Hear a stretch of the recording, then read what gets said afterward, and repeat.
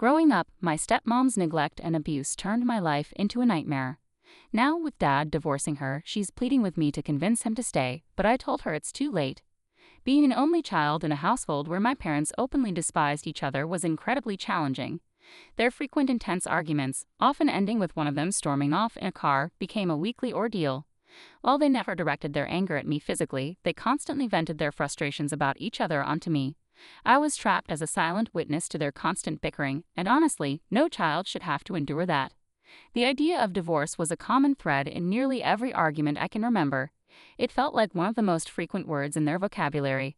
Strangely, I found myself secretly wishing they would actually go through with it. It wasn't that I didn't love my parents, I did, but I believed they both deserved to find someone who truly loved and appreciated them. The toxic environment of their endless conflict made me long for a resolution that could lead them to individual happiness and peace. One night during dinner, my parents sat me down with grave expressions, urging me not to get upset. They explained that they had exhausted all efforts and then dropped the bombshell. They were getting a divorce. I simply responded with an okay and went back to eating. To my surprise, instead of understanding, they both burst into tears, accusing me of insensitivity and questioning whether I had any feelings at all. According to them, it was unimaginable for someone not to react emotionally to their parents' divorce. Honestly, I didn't care. I had known this was coming for a long time, so I just kept eating. Soon, my dad moved out, and I continued to live with my mom. Their divorce dragged on for months, with me splitting my time between my dad's place on weekends and my mom's during the week. Eventually, their divorce was finalized, and they went their separate ways. They made an effort to be polite to each other for the sake of co-parenting me. However, everything changed when my stepmom, Abigail, entered my dad's life. It was clear that she and Dad had been having an affair long before the divorce, given that she was his coworker and knew a lot about me.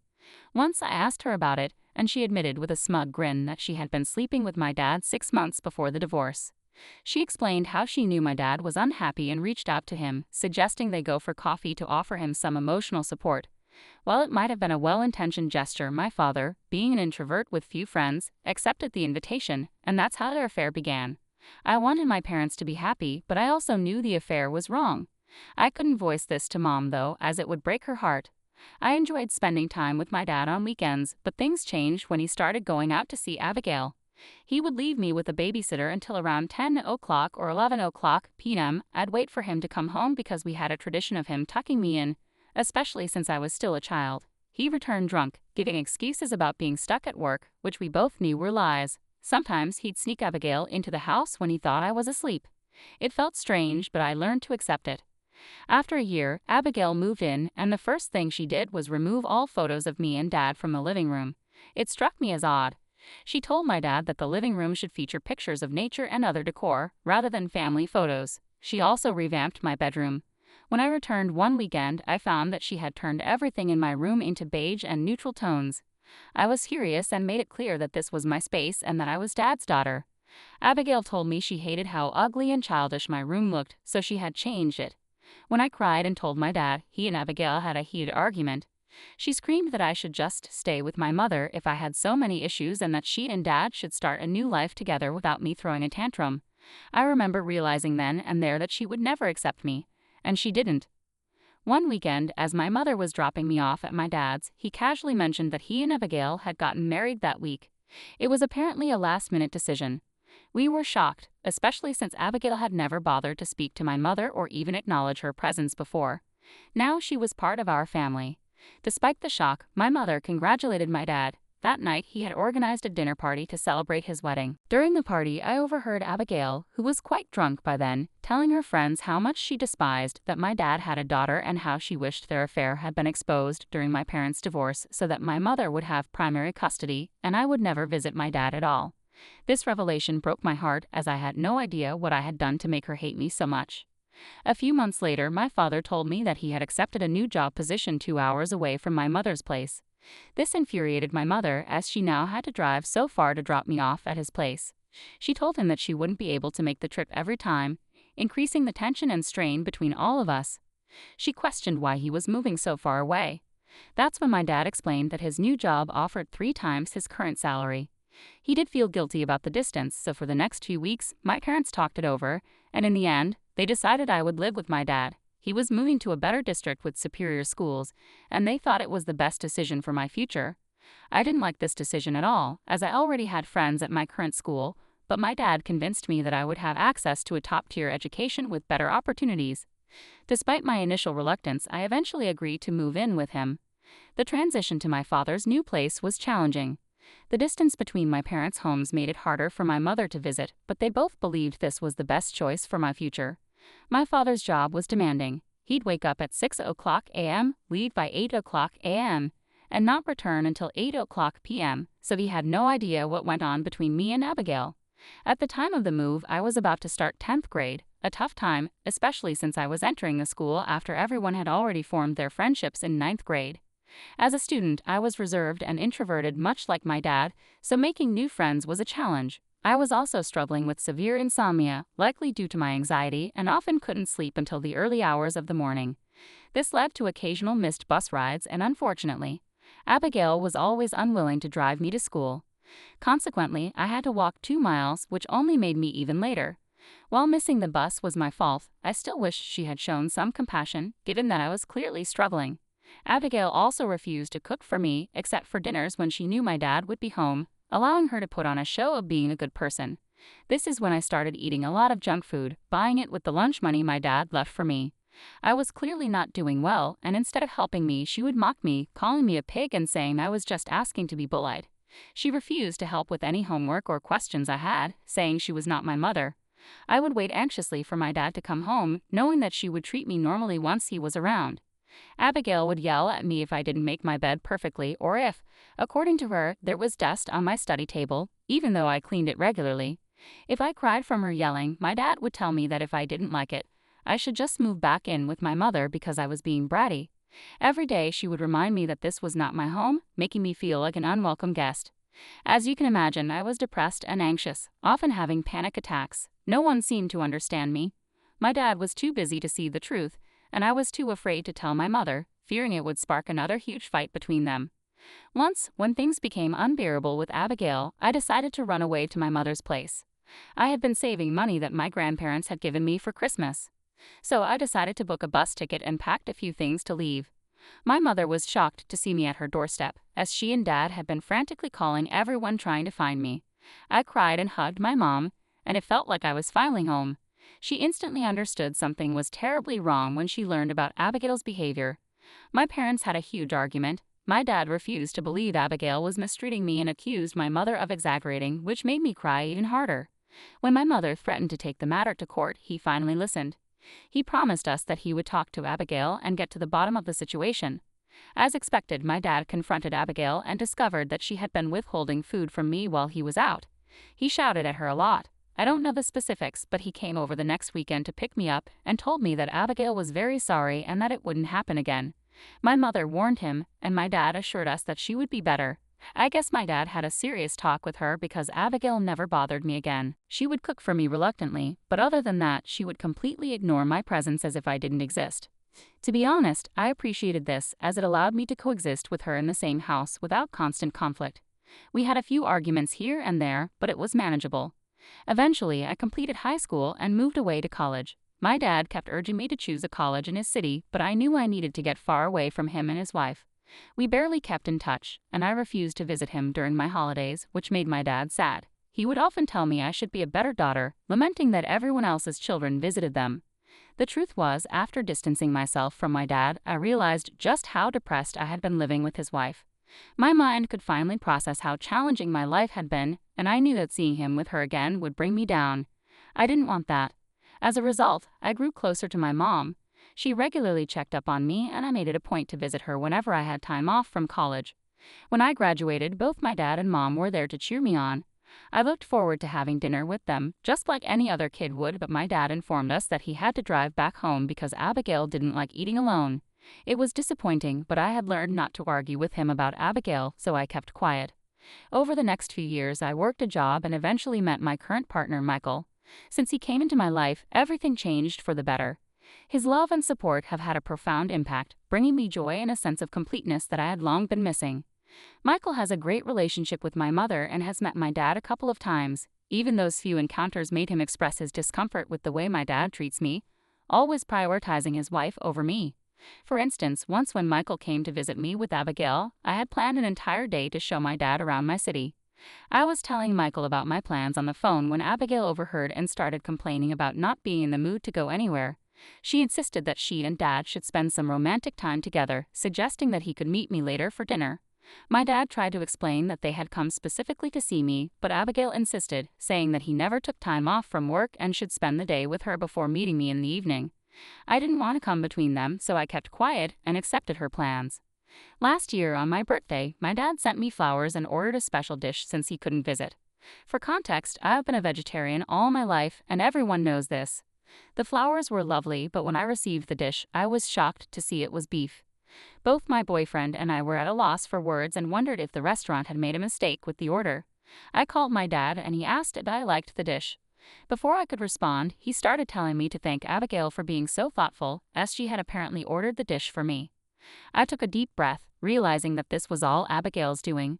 I told my dad how she had ordered a beef dish for me despite everyone knowing I was vegetarian. My dad fell silent and I could hear him asking Abigail, who confirmed it. I heard Abigail justifying her actions, saying she thought my boyfriend could eat it anyway if I didn't like it, so I shouldn't be complaining about a gift both of them had given me.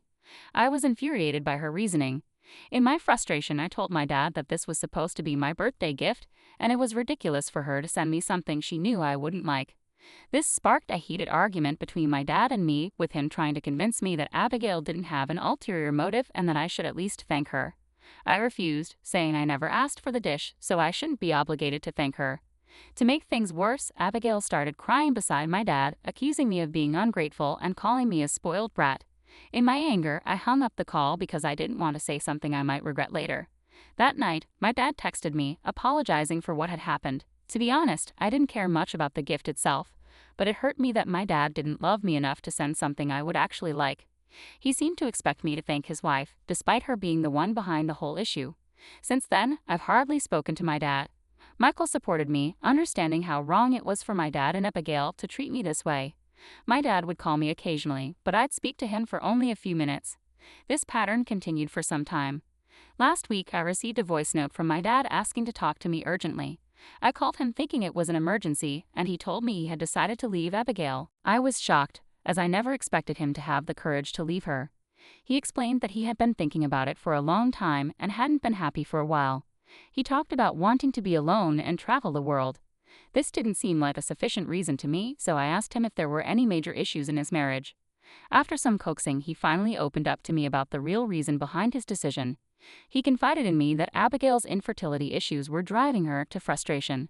She was taking her anger out on him daily, accusing him of not being man enough to father a child and threatening to cheat on him if he didn't make her pregnant.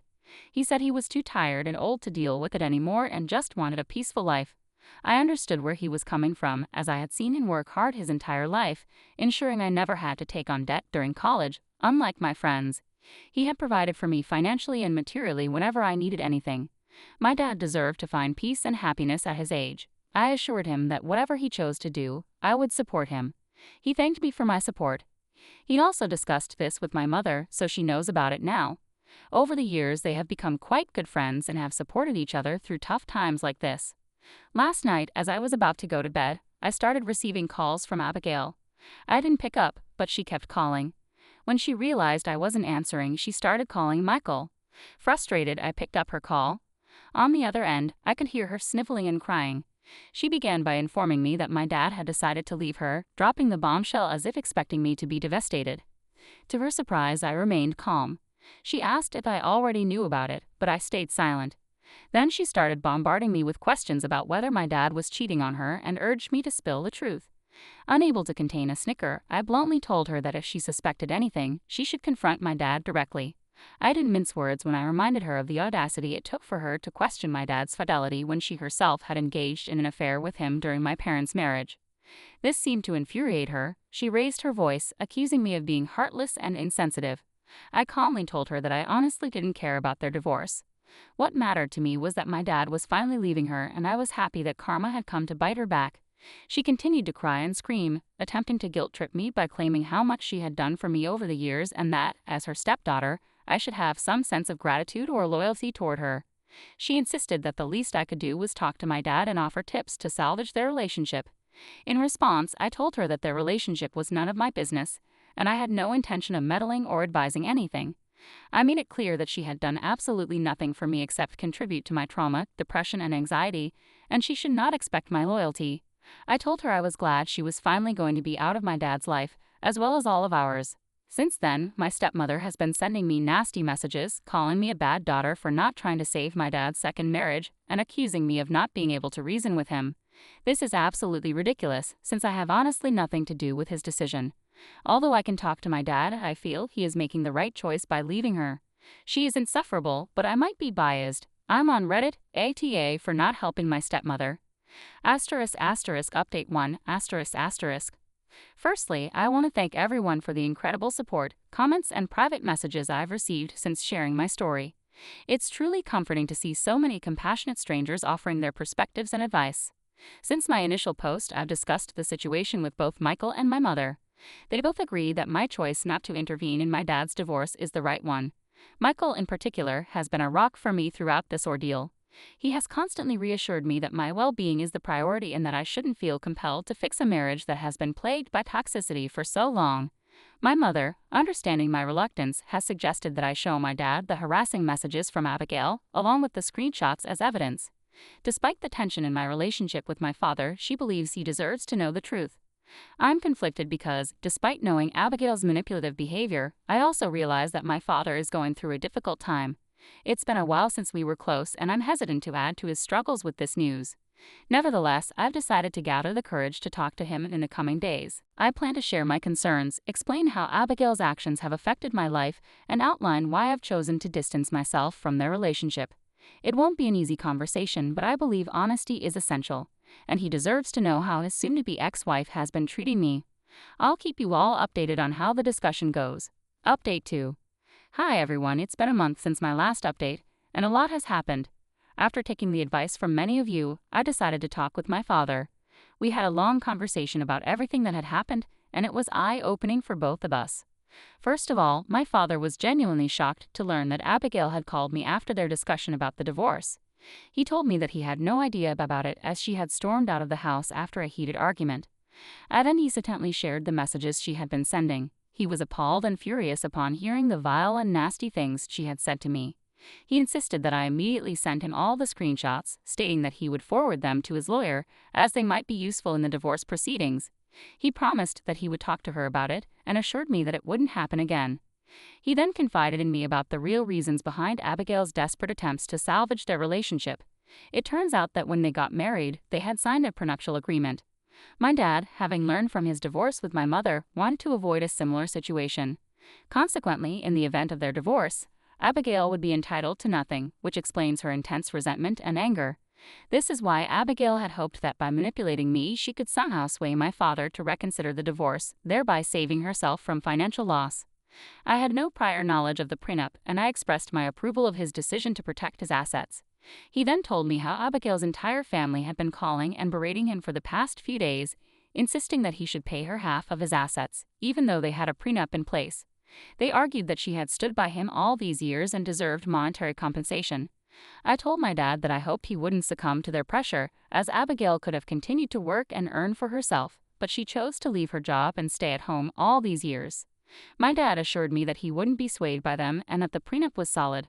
We continued talking, and my dad revealed that he had moved out of their shared home because he couldn't tolerate Abigail's screaming matches any longer. He was now staying in a motel, seeking some peace away from the toxic environment. He asked about Michael and my work, and overall, my dad seemed to be holding up well, considering the circumstances. It was a relief to see him taking steps to free himself from an unhealthy and unhappy marriage. Update 3. Hey everyone, it's been quite a roller coaster since my last update, and I have to share a major shocker that's left everyone reeling. My dad recently discovered that Abigail has been cheating on him for the past year. Yes, you read that right. It turns out she's been having an affair with one of her friend's husbands. Sometimes reality really is stranger than fiction. Abigail had been using the excuse of girls' nights out to secretly meet up with this guy. Everything unraveled when her friend stumbled upon their messages, revealing Abigail's attempts to pressure the guy into leaving his wife so they could be together. The friend, justifiably furious, confronted her husband, who then spilled the truth about the affair. The friend, enraged, went straight to Abigail to confront her. True to form, Abigail denied any wrongdoing and instead blamed the friend for her husband's infidelity. In a fit of anger, the friend reached out to my dad, knowing they were already in the process of divorcing. She filled him in on everything and even told him she was leaving her husband. After my dad revealed this shocking information to me, I was stunned, though not entirely taken aback. Abigail had reached out to him, trying to justify her actions by blaming him and claiming her infertility issues had driven her to do irrational things. However, my dad is having none of her excuses and is moving forward with the divorce as planned. Update 4. Hello, wonderful people. It's been 6 months since my last update, and I'm excited to share some positive news. My dad is finally free, and he's doing remarkably well. After the divorce was finalized, he asked Abigail to leave his home. We have all blocked her from our lives, and now there's nothing but peace and tranquility. No more drama, no more toxic messages, just pure blissful serenity. Honestly, it feels like a weight has been lifted, and the air is clear again. At home, things are surprisingly harmonious. I make it a point to regularly check in on both my parents, and it seems that the distance from the chaos has allowed us to rebuild healthier connections. Michael and I are planning a retreat for our families, my folks and his, so we can all bond and create some wonderful memories together. Both of our parents are excited about this family retreat and are looking forward to it. On a more personal note, Michael and I are having serious discussions about marriage. The prospect is incredibly exciting, and I can't help but feel a surge of joy at the thought of building a future together with him.